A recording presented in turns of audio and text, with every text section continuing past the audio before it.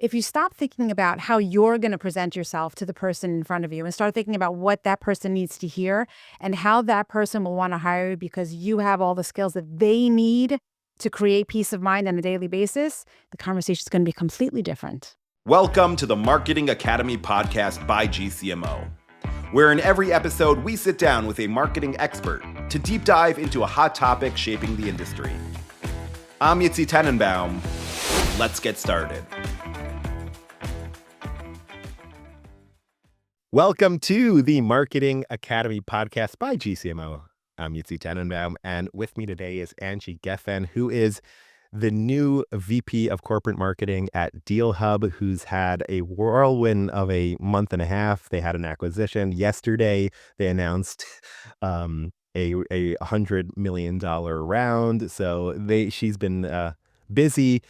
And Angie, you also have a long record in major corporations that we'll talk about. And our topic today, we're going to talk a little bit about how does an individual stand out in a company, how to differentiate between your personal brand and the company's brand. So all of that fun stuff. So Angie, welcome to the podcast. Thank you for having me. So I gave like a very short snippet of who you are.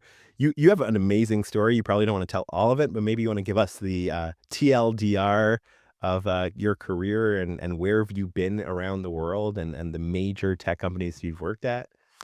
It's really a journey that I look back at and think about if I wouldn't have jumped on the bandwagon when these things were offered to me, then I definitely wouldn't have had this experience. So to start with, anytime I worked for a company and they offered me to relocate to somewhere or go open an office in Singapore or start in our office in London and penetrate into the market of, in San Francisco, I just got on the bandwagon. So if I can sum it up, I've worked in New York, I've worked in San Francisco, obviously Silicon Valley, did some work in London, Austria, and also Singapore. And so it's been a whirlwind.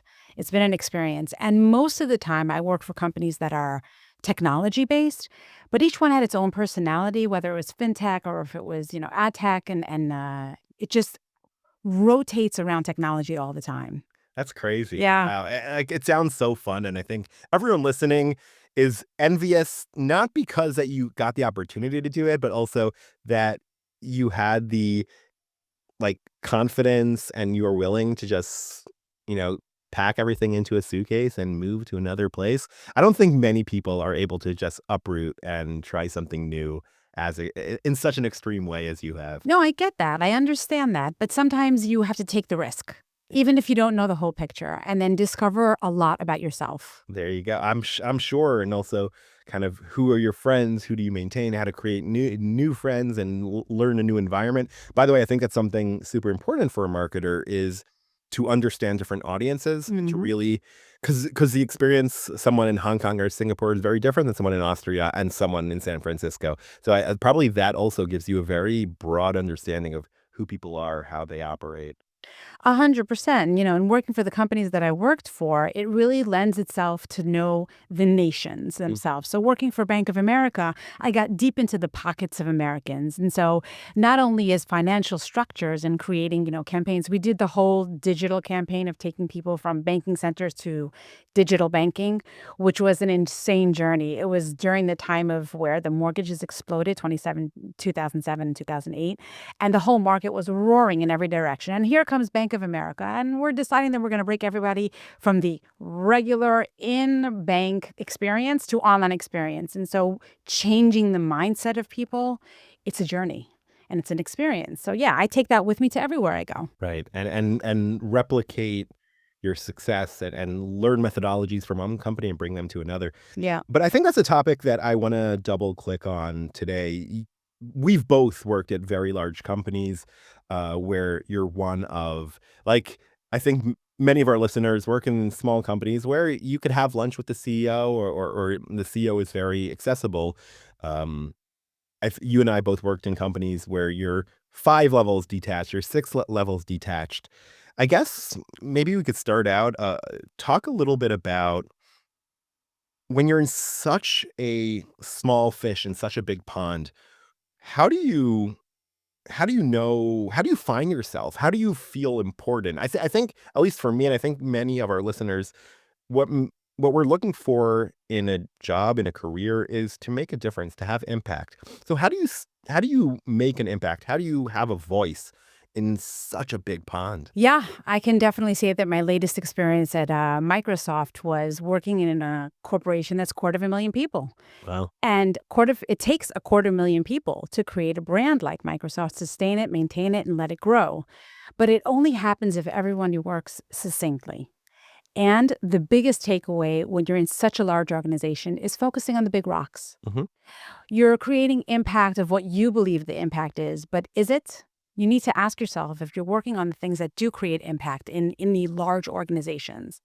And one of the things that I learned on the way was speaking to the people of not necessarily of seniority, but those who are involved with the most amount of projects. Mm. So if you're talking to a person who has a breadth of idea of all the types of projects that are happening within the organization, and you get involved in those projects, you're learning. And you're learning also what's important for the company because when you're in a subsidiary and not in the HQ, you need to make sure you're connected top to bottom on what matters the most. And that definitely is the biggest tip that I ever got while I was working in any of the corporations. Right. So let's learn a little bit more about that. You mentioned big rocks. Yeah. What is a big rock? How do I identify it? And how do I make sure that I'm not focused on the wrong big rock? So your big rock as an employee is probably not the company's big rock. And I know it's, a bit controversial to say, but your personal agenda as a professional in a corporation generally doesn't apply. If you understand there's always a power above in corporations and there are always layers above you, you need to trust the one above. So that's first of all, working for a corporation, trust the one above. Once you trust the one above, you start understanding in each one of the projects that are running within your vicinity, you can identify an important project if there are lots of people on the project. So if you're running solo, you're the only one who knows it's happening. But if there are 15, 20, 25 people, or even I've matrix managed projects that had 115 people on the project, you know it's important. You know it's creating impact. Because the priorities of the organization in such a large organization will come down to thousands of people. But if that common denominator is one particular project, everyone's on there, you know it's a big rock. The challenge there is that there are often too many cooks in a kitchen, right? Yeah. So I identify that big project. It's very obvious that everyone wants to be involved with this, but then you kind of inject yourself and you're stepping on people's toes, often people that are more senior than you that have more of a voice and are stronger. And you find yourself not actually doing work, but trying to fight to find that little area or space. And sometimes you find that and you're able to like accelerate. And then sometimes you're just not finding yourself in that space. So how do I know when there are too many cooks? Is there a point where there are too many cooks in the kitchen and I'm just like creating the law of diminishing returns, right? Every additional employee not only doesn't contribute, but decreases from the. So how would you assess that when trying to choose that big rock project? I would definitely say ask yourself if you're the only professional on the team that knows something specific. Mm, So being the specialist on the team gives you value, right. where no one else can replicate your work. So in a corporation, you have to imagine that you're a herd of horses, and if one horse stops, everyone falls. Right. Or if one horse doesn't run in the right direction, everyone falls. So you need to be the best runner in that particular field, and you will be the subject matter expert in that in that big rock. So essentially kind of finding your own unique selling point, right? Your USP, and then but not in your product, but in a personal way, and then injecting that and providing value in your team, right? Exactly, exactly. It's who you are as a professional that you contribute to the corporation, and the corporation will identify your specialty, and they will bring you into those projects because you're well known for that particular trait, for that particular professionalism. So you spoke about kind of finding your unique voice and your value add to the team. How do I go about being known for something, right? There's so many people and so many, I'm sure in Microsoft, there's so many talented people. How do I identify for myself, this is the value I want to be known for this? And B, how do I communicate that to the organization? There's something that I heard on a podcast where you're really excited about something at work, or you're really good at something at work if it's the first thing you do in your day. So if you're someone who loves finance and loves budget management, that's the first thing you'll do in the morning because you want to. And then you'll do all the things that you don't like to do towards the end of your day. So start thinking about what it is that you wake up in the morning and say, okay, I have a list of things that I need to do. And you always choose that one thing to do first. And it could be finance, and it could be creativity, and it could be strategy, and it could be execution. Whatever it is, you're probably doing it first thing in the morning. So that's a good identifier. Another identifier is look at all the roles that you've already filled in your past, in your career, and find the common denominator. What have you been gravitating towards in the world of marketing? Is it business development? Is it creativity? Is it content? Is it digital? Is it in person? So there are 18 channels in marketing, so you can really navigate to anywhere. So what is the common denominator in your career? And I think on top of it all is, what are you willing to do if you owned your own business? Yeah, I like that. So, Yeah, like, what would you do as a consultant, right? If you had to consult about something, would you consult about design and brand? Would you consult about content? Would you consult about events, right? Like, what is that that you love doing that I like that one? exactly. I went through that journey also, and I identified that I love, my passion is to help companies hypergrow. And that was done also at WeWork and a couple of other companies. It's just something that has to be part of who you are and not what you studied at university. It's what are you good at also in your personal life. So I'll tell you something, Angie. When you work in something that you're great at, it's just so fun as opposed to working at something that you're not great at. And your managers are like, look, this isn't what we're looking for, as opposed to something that you know that every time I do that, I will like excel. There's just something so satisfying of being amazing, right? yes, If you're amazing at basketball and then like you move over to the MLB, like Michael Jordan did, then, like, just stick to what you know and be amazing at it and be the absolute best, and then that kinda creates that personal brand. it does. And it also connects to what we talked about before. How will you be that rock star within the big rocks of projects? You're known for this. You love doing this. You have a passion for it. You chose to do it first thing in the morning, and you would sell it as a service. Right, so I identify what I love doing, right? Yeah. How do I make that well known in a small company, but also I'm sure it's a million times harder in a company with, 250 employees or more? So we're lucky. We're marketers, so we can brand ourselves. Okay. If I were to ask an engineer to brand himself, it would probably be very difficult, and we'd have to go through a couple of sessions of kind of dissecting his inner feeling, his upper thoughts, and his total story. So it would take a couple of sessions to figure out. But a marketer, that's what we do. We create storytelling. So start thinking about, who are you? What do you bring to the table? And how can you summarize that in one sentence? I am a market maker. I am a money maker. I am a operational excellence person. I am super creative. What am I? Once you identify, and by the way, it goes hand in hand with what you love to do. If you love to be creative, and that's the first thing you do in the morning, and then you start thinking about how you're going to brand yourself. So brand yourself in just that. Keep it simple, tell the story in one line, because investors or your future employer want to hear the elevator pitch. When you walk out of that interview, you want them to remember one thing, Right. and that's that one thing. That's that gem. Right.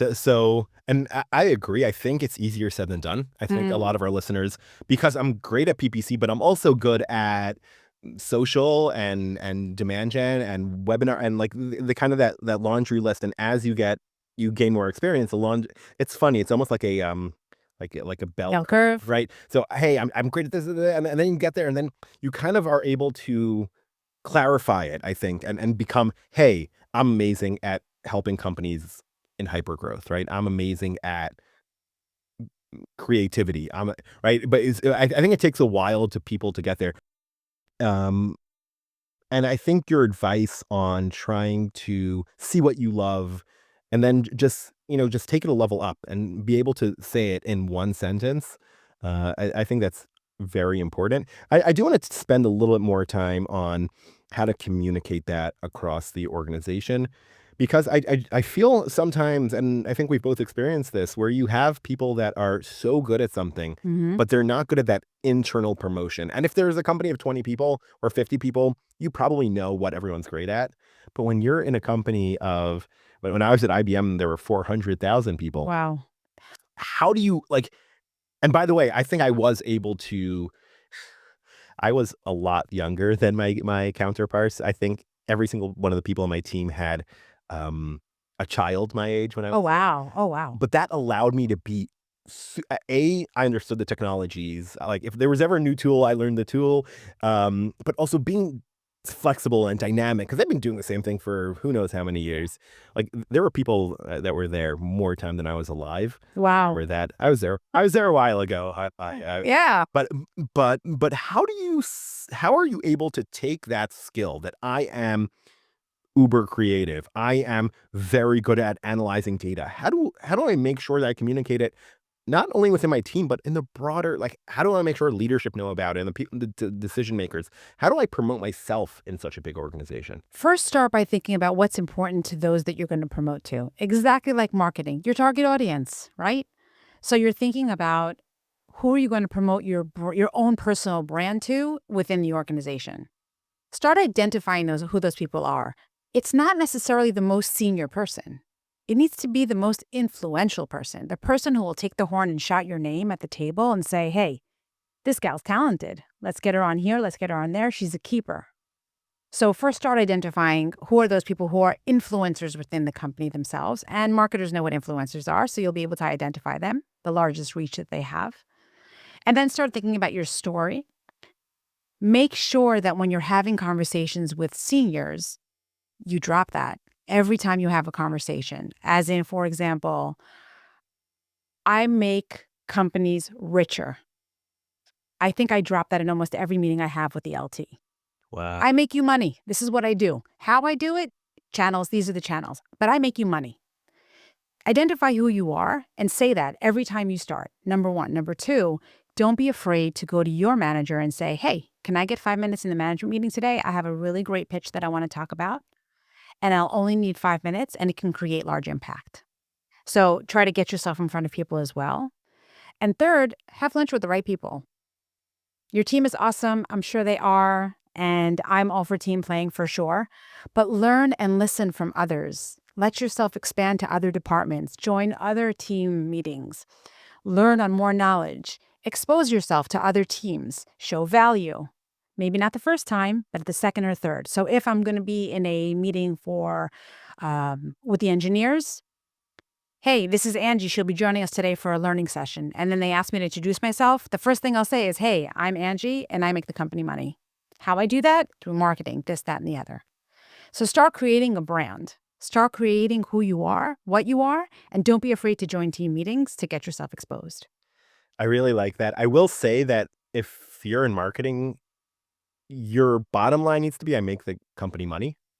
And then, okay, we'll talk about the how. Maybe it's through creative, maybe it's through demand gen. I think that every single one of us are, especially in marketing. And by the way, I think if you're in R&D or in product management, if your the value you're giving the company is not a making the company money, then, I feel like you're gonna disagree. I think an HR person, they need to wake up in the morning and understand, how am I creating more value for the shareholders and how am I making the company more money? That's my take. I 100% agree. Okay, I was worried. Through and through, every person on the floor should be making money for the company, or else you have no place to be there.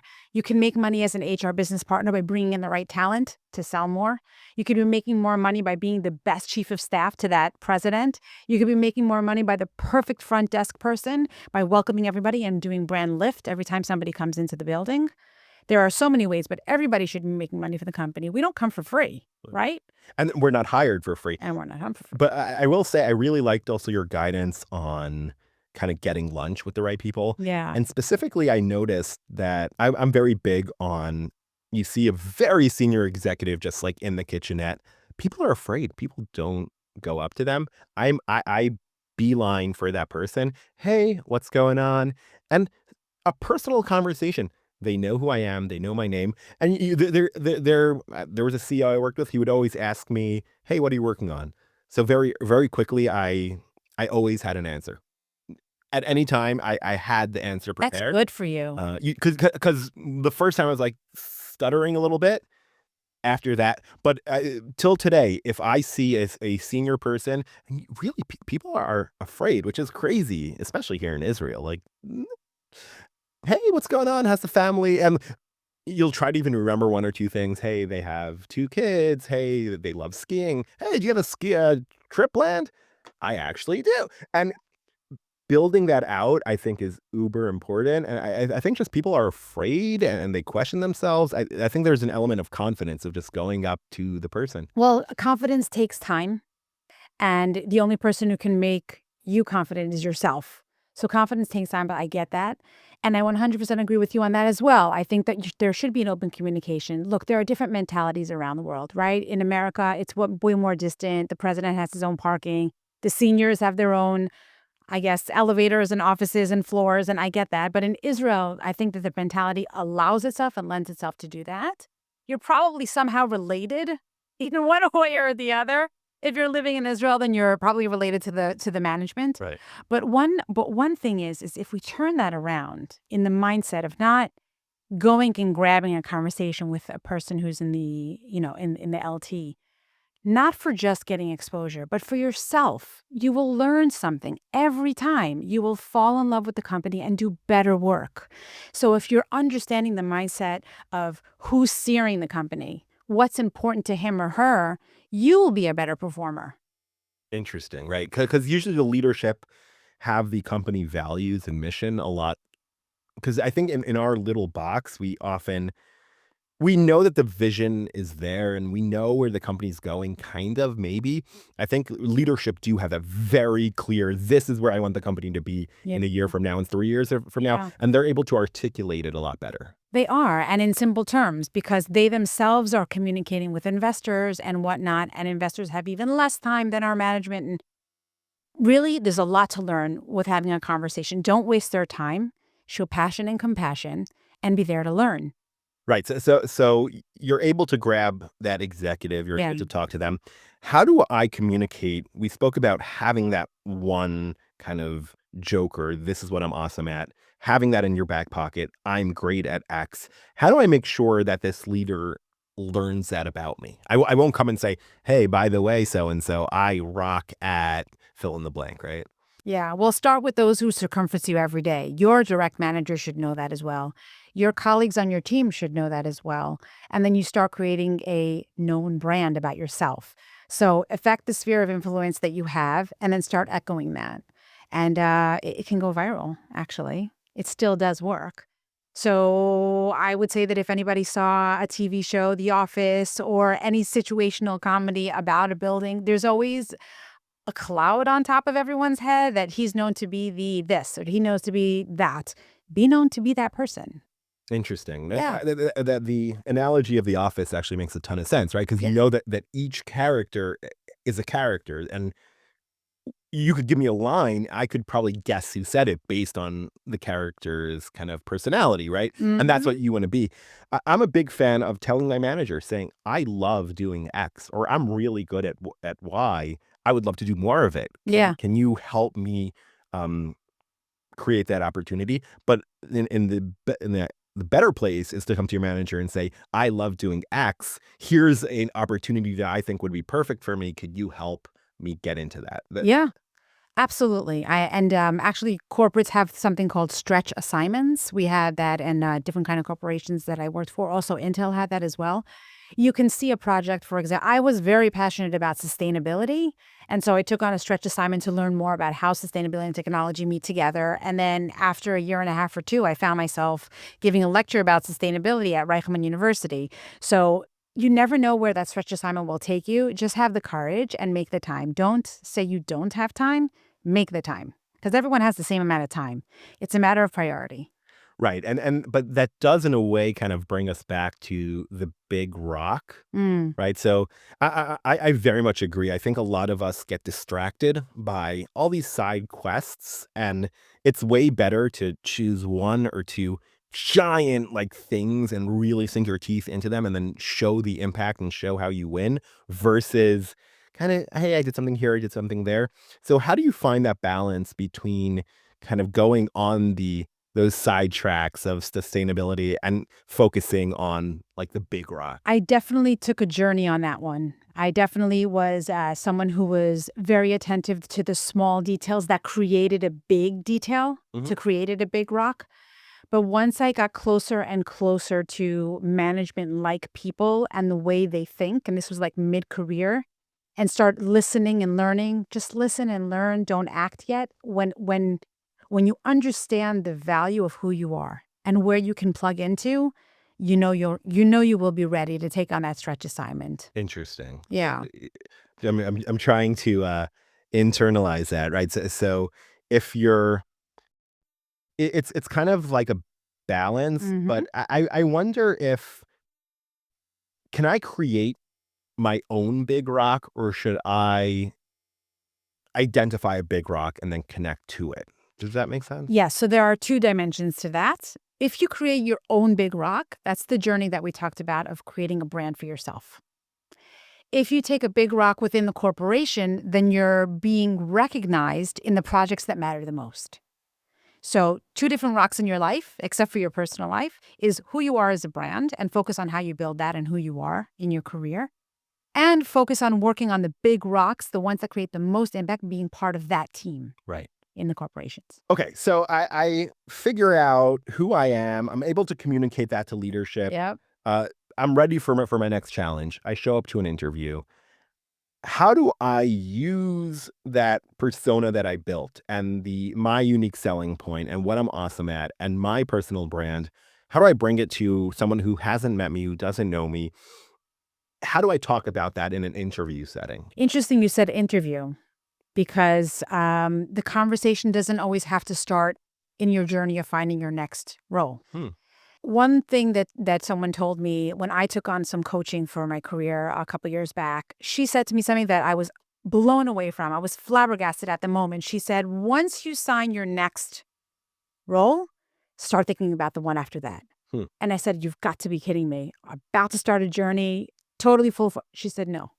In small pulses, start thinking about what you're going to do in your next role. It could be within the organization that you're in or outside of it, and prepare yourself in this role to have the skills for the next." And that's how you have the conversations. When you start having conversations with the right people about who you are, what your brand is, what are you a rock star in, you're already thinking about what's next, and you're taking action now. And it takes time. It could take years. It takes time. So I would say, in summary, talk to the people who will create influence for your next step and start actioning them now. It's very similar to a product or a company, right? When I start building a product, Mm. I'm looking at where's that product going to be in a year from now or in 5 years from now? Like it's essentially what a company vision is. You have to, I guess, have a personal vision. Where am I in my next role? But where am I also in 10 years from now? What's my dream job? I love asking people that question. What's your dream job? Do they have an answer? No. Some do. But I think our listeners should be able to answer that question. If you could have any job in the world, anything, what would it be? And then my next question would be, how are you building yourself to get there? Yeah, Right. exactly. Exactly. And anything is attainable if you really want it. Right. Almost. Uh, Yeah. right. Sometimes their dreams are supposed to be, but no. Like, what's a realistic place you want to be? Right. Like what does that look like? What kind of company? How do you fit into that? But I do want to go back and press you a little bit more on the interview part, right? Because I built it. I am a amazing uh, designer or brand builder. I've built insane brands. The colors, the language, the everything is just insane. I have the proof to show it. I show up into an interview. How do I communicate? Essentially from zero, right? Like this person never met me before. Maybe they saw my resume. Maybe they saw my portfolio. How do I show that thing that I built so hard in my previous organization or a few previous organizations? How do I communicate that in 45 minutes? Okay. To start with, They don't care what you did in your previous company. They just ask that for formality so they can get a go starter. Like it's a conversation starter. Right. They care of what are you going to bring to their organization. If you stop thinking about how you're going to present yourself to the person in front of you and start thinking about what that person needs to hear and how that person will want to hire you because you have all the skills that they need to create peace of mind on a daily basis, the conversation is going to be completely different. Completely different. You're not selling yourself at an interview. You're selling the ability for you to make peace of mind for the one who's going to be managing you. I could not agree more. I love that. I think a lot of people mistake that. So there are a few things. A, your interviewer wants you to succeed in your interview. They want to hire you. They don't want to. No one likes hiring. No one likes interviewing. No one's to go through the process again and again and again. They want you to succeed. But what they're looking for is exactly that. How are you making their life easier? By the way, similar to selling a product. When I sell a product, the only question you should be asking when approaching marketing is how are you improving your customer's life? Exactly. Interview is the same thing. Yeah. How am I improving my interviewer's life? And that could be, well, they don't have enough time, so they don't have the expertise. So how do I, right? So it's how do I take what I have and help you achieve your goals and help you look better in front of your leadership and help you advance your career, right? So that's such an important perspective. I'm so glad that you brought it up. Yeah. And also small tips that we now have that we didn't have before.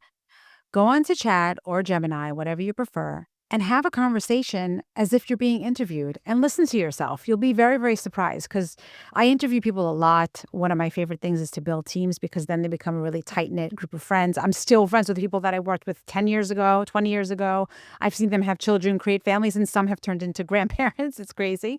But most of all, you really need to listen to yourself, what your story, what you're telling at the interview, really honestly, because people will be surprised. A lot of people walk in and they say, "Hey, my name is so and so. I have so and so kids. I live in so and so city. I did so and so in the army." Not that no one cares. Irrelevant information. Irrelevant. I can't even tell you how irrelevant it is. I would rather hear about your hobbies, your passions, your success stories, the people that you stay connected with, your future plans. Your personal life is yours to keep. And yeah. I love the question is when I working for technology companies, asking the candidate uh, what their favorite technology is, what do they love, Mm. right? Because I think that's a good point. But I do want to go back to for talking about building that personal brand and Mm. being known for something. Obviously, if I'm known for X and this company is looking for Z, then it's just the wrong fit, right? If I'm amazing at creating a brand, but this company has an extremely strong and well-known brand, maybe there isn't a fit. But let's say that's exactly what they need. Yeah. I'm known for building a brand, and they desperately need a brand revamp. How do I communicate in an interview that I'm amazing at building brands? And building brands is a placeholder for whatever your unique selling point is. Specifically, building a brand is very hard to quantify in many ways.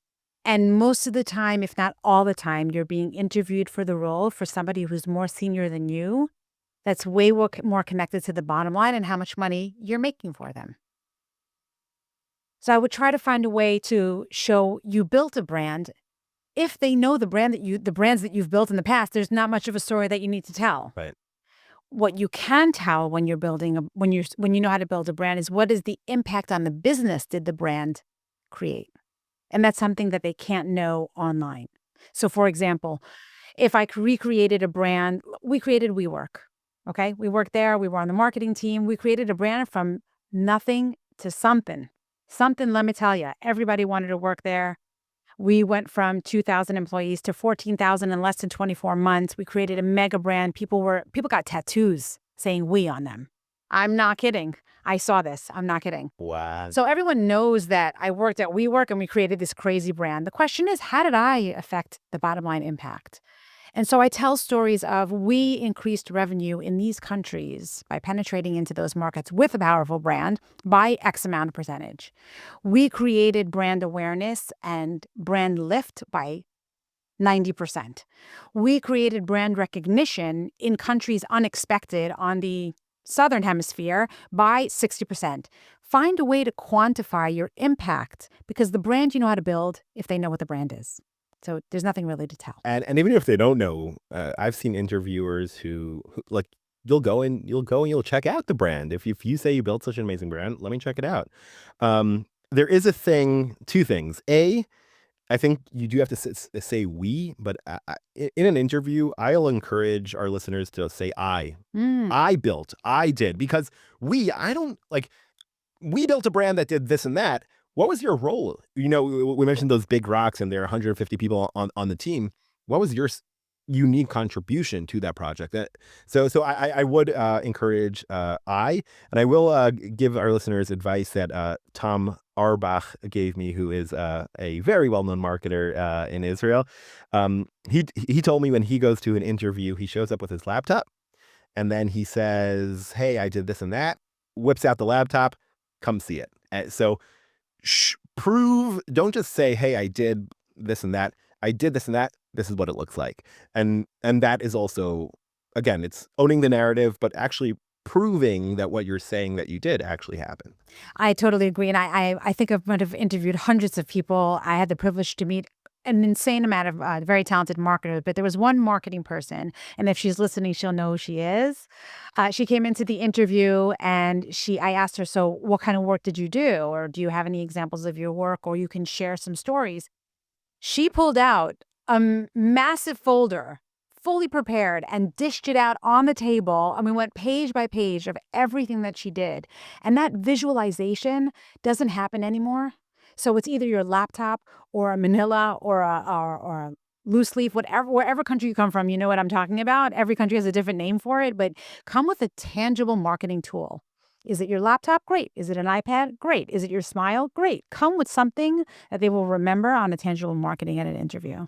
Yeah. And that probably needs to link back to what we spoke earlier of define in one sentence what you're amazing at, what Yep. you love doing, that the kind of the first part of our conversation. And then I guess in the interview, you want to bring proof that what you're saying, because if you're in an organization, you're able to build that kind of brand over time and you're able to prove it with projects. In an interview, you have a half hour, you have 40 minutes to kind of just show everything in one shot. So you need to kind of communicate very quickly that one sentence, "Hey, I'm great at."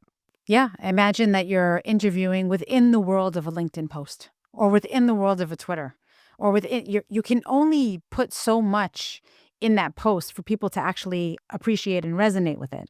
Right. So think about the interview as you're limited in words, you're limited in characters, and make sure you have that story right. Interesting. Yeah.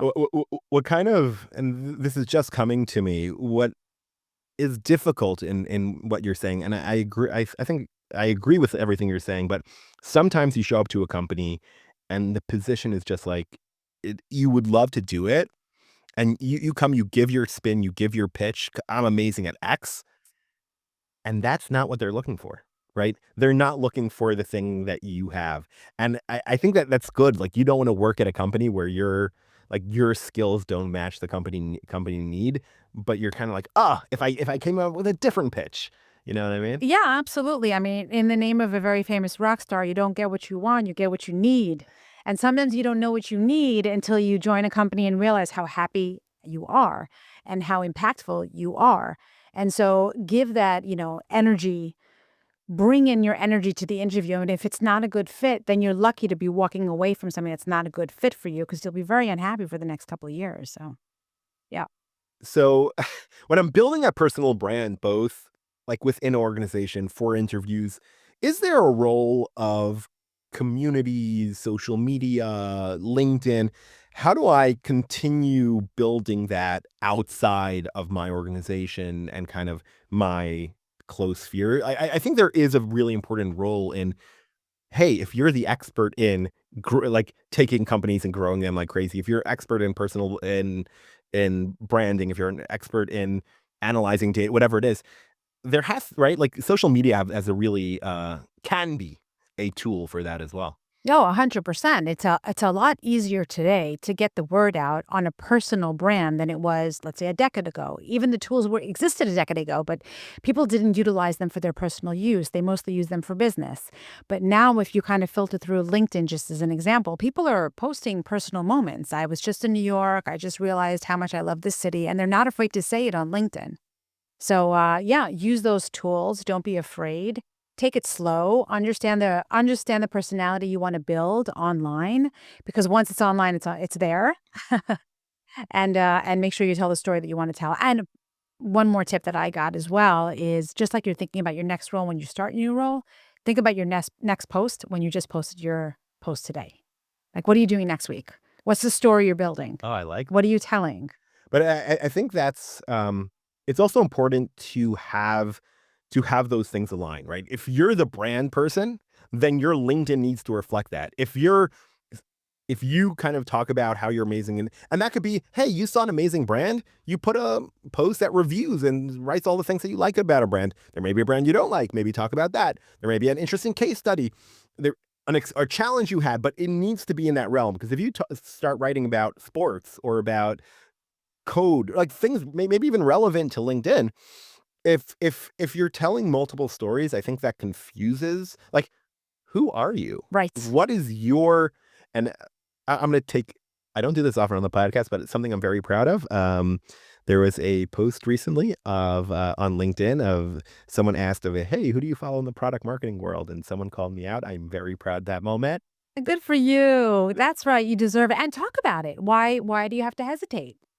Well, yeah, I don't want to It be, it's an that's a fair, it's an achievement. It's an achievement all on your own. but I think everyone needs, like, that's what you want to be. You want to be the person that say, hey, when I'm looking to do this, I'm looking for paid ads on, I'm looking to get into Pinterest. Yeah, I want to start figuring out how to, do things there. That's the like, that's the guy. And especially in a small but ecosystem like Israel, and I think there are a few topics that I'll throw out there. mm, Reddit. I think many of us will be thinking about the same people, right? There are a few topics that if I mm, put out there, we know the experts in that field. yep, So I think it's just so cool to be able to build that. yep, But it does take effort, both, as you said, in the organization, which I think is the most important, right? People in the organization need to know you as X, but also communicate that into the world, because your career is evolving, the people you meet along the way. And I think the best compliment is when someone reaches out to you and says, hey, you're amazing at fill in the blank at Shopify. Desperately need a Shopify expert. Let's collaborate. I exactly. think that's where we're looking to I get. mean, take it to blue collar. You're not going to call someone who specializes in flooring for a plumbing issue, right? Same thing, Also, I think every community has that one plumber or the right? one cleaning Yeah, person who, if you could get them, yeah. then you're Then you're fine. You'll be fine. You'll come do a fix one time, and you know it'll last forever. Yeah. So the subject matter expert. it's being that person. Exactly. It's being that person, being known for that person, but always having that own brand identity for something that you love to do the most. Right, because if you're not, if you don't love what you're doing, and you know what, even if you love doing it and you've been doing it for a long time and you're not great at it, I think there's correlation between loving something and enjoying doing it. Yep. And if you're good at something and you're able to really excel at it, you'll also like doing it. Absolutely. So it's building that kind of full mix and communicating it through the many channels, through your current job, your future job, and just working at it. Yeah. One tip is maybe identifying how much of a percentage of your week can you dedicate for self development, Mm. and then stick to it. Just like you're supposed to go to the gym, same idea. Develop yourself. That's gym for your soul. Right? Being fulfilled, being happy, knowing that you're creating impact every day at your job, at home. And look, I worked for companies that the quarterly or half year review was a simple question: is what impact did you create? Mm, that's a classic corporate question. But that kind of cultivates the team, and no matter who you are, no matter what your role is, how are you creating impact? And again, how are you driving that bottom line? Exactly. Exactly. And if you don't have the answer to that, take the time to figure it out, consult, talk to people, brainstorm with yourself, listen to podcasts. There's endless amounts. And I will say, if your answer is not, I'm driving revenue, it's because what you're thinking about is the how, not the why, right? Good point. You're thinking about like the thing, but there's that trick of asking why 6 times. I'm running this webinar. Why? Well, because I want people to attend. Why? Well, because these are my ICP. I'm like, okay, why? And then at the end, you say, oh, because I want to make more money, right? So you may be just, if you think about it a little bit more, you'll understand how you're actually driving revenue and actually creating impact. Very well said. Exactly. Okay, Exactly. Angie, I can't believe we have to finish up. Any kind of final thoughts? Any about personal branding, giving yourself kind of that unique selling point and communicating that and building your career around it? I think the biggest takeaway should be that you are the brand and not for the brand that you work for. So oftentimes you get absorbed into the brand that you work for, which is great because I always fall in love with the brands that I work with. I guess it's my nature. But I think marketers, we fall in love with the brands that we work for. But to remember that alongside that, you are a brand. That's a good point. As marketers, right? We talk so much about the subject matter that our product and company does. We sometimes conflate that with who we are and our Exactly. personal brand. So I do like that. Angie, this was super interesting and very tangible. I think there are a couple of really good tips that I can take, and I'm sure many of our listeners can.